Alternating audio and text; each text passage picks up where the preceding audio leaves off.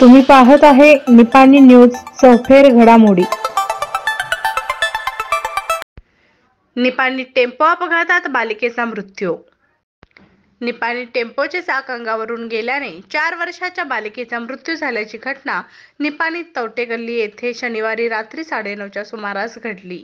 आपसा सोहेल सातारे असे मृत बालिकेचे नाव आहे।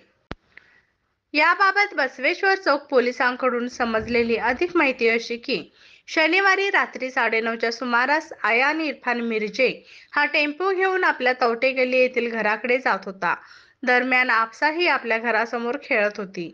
चालक आयान याचे टेम्पोवरील नियंत्रण सुटल्याने टेम्पो खेळत असलेल्या आपसा या बालिकेच्या अंगावरून गेला। या अपघातात बालिका गंभीर जखमी झाली। तिला निपाणी येथील खासगी रुग्णालयात दाखल करण्यात आले, परंतु उपचारादरम्यान रात्री उशिरा तिचा मृत्यू झाला।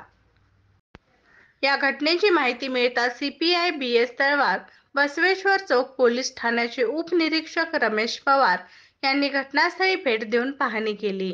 टेम्पो चालक आयान मिर्जे याच्या विरोधात सोहेल सातारे यांनी बसवेश्वर चौक पोलीस स्थानकात तक्रार दिली आहे। घटनेची नोंद बसवेश्वर चौक पोलीस स्थानकात झाली आहे।